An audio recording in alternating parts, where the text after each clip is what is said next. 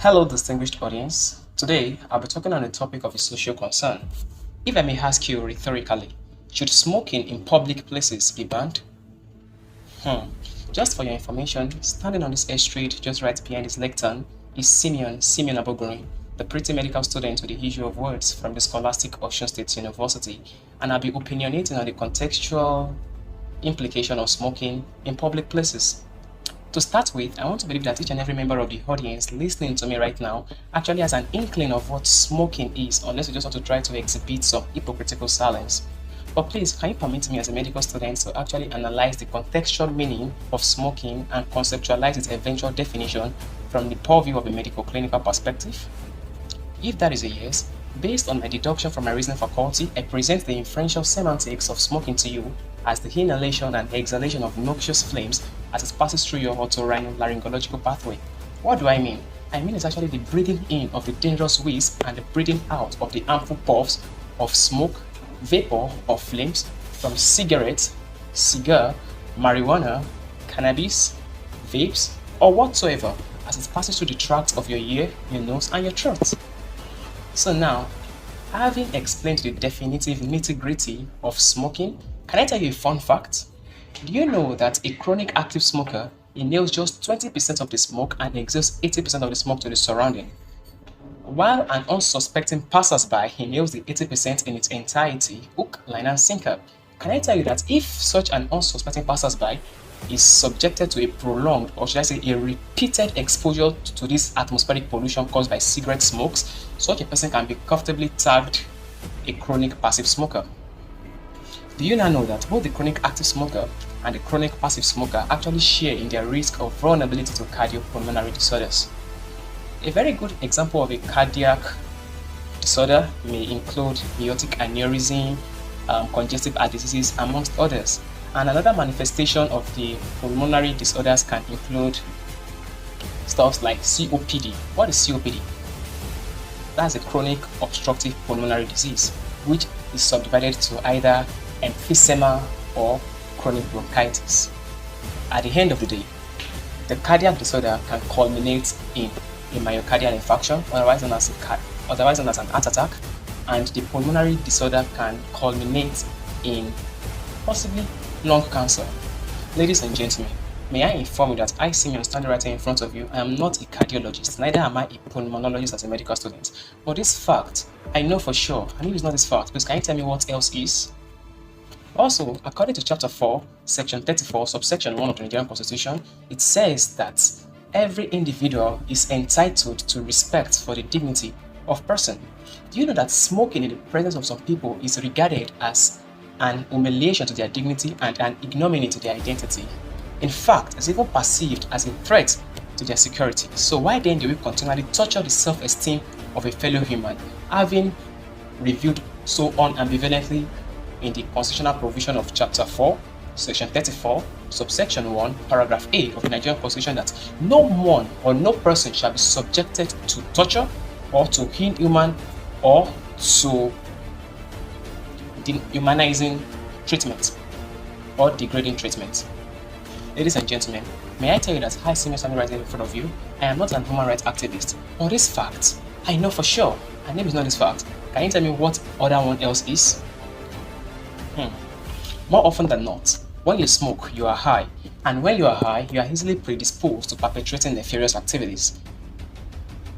As a matter of fact, smoking actually nourishes your criminality tendency, and if you once perpetrate any felonious act or any flagitious indulgence whatsoever, you've actually licensed the operation of the penal codes of the law to exhibit, or should I say to express, its punitive brutality towards you.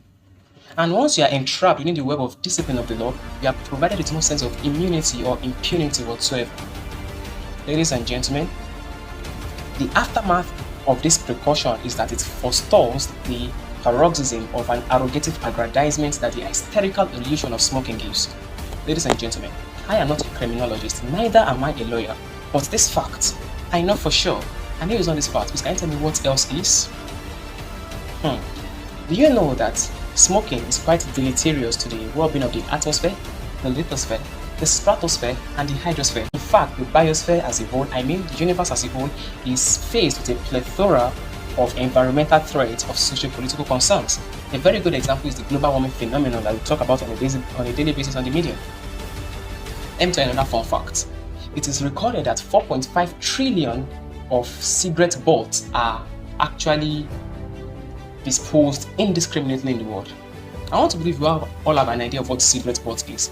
For those that don't know, the last piece of cigarettes after the smoking, what is left, you just dispose it so indiscriminately, and at the end of the day, as a result of water erosion or wind erosion, they are being conveyed to become a pollutant in water bodies or to the soil or to the atmosphere, making the habitat inhabitable for our inhabitants.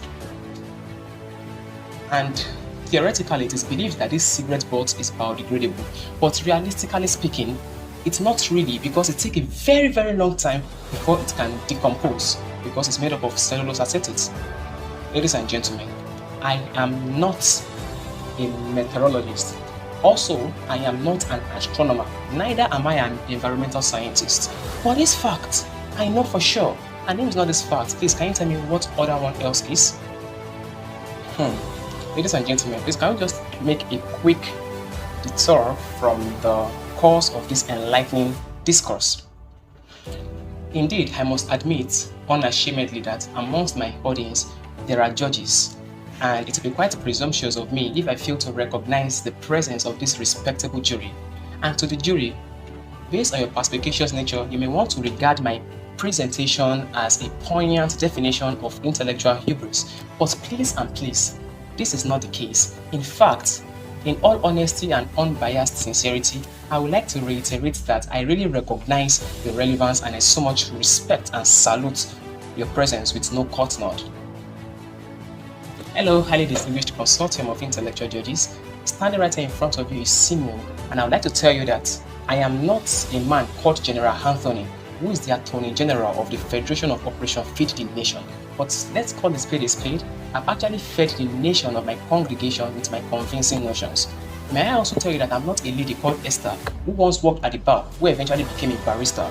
But also, let's call a spade without any prevarication that by my oration I've been able to wheedle both the judges and the audience beyond the scope of every reasonable doubt to subscribe to my position on this proposition that there must be a prohibition of smoking in public places in this nation with no sense of opposition. And to the timekeeper, thank you for beckoning at me. I have a word for you. I can see that you actually feature in a future that is not fractured, whose picture you have captured. But please, will you permit me to tell my people this thing before I sign out? I just recently got to this city and I've discovered that to be a cup of tea if we regard the fidelity in the individuality of our identity as a non-entity. So please, ladies and gentlemen, let us preserve the sanity, the sanctity, and the originality of our society in that envelope of sacrosanctity. Oh compatriots, let us stop this riot against our country and end this drought. From the scholastic Ocean State University, we have the medical student in the issue of words, Simeon. Thank you very much.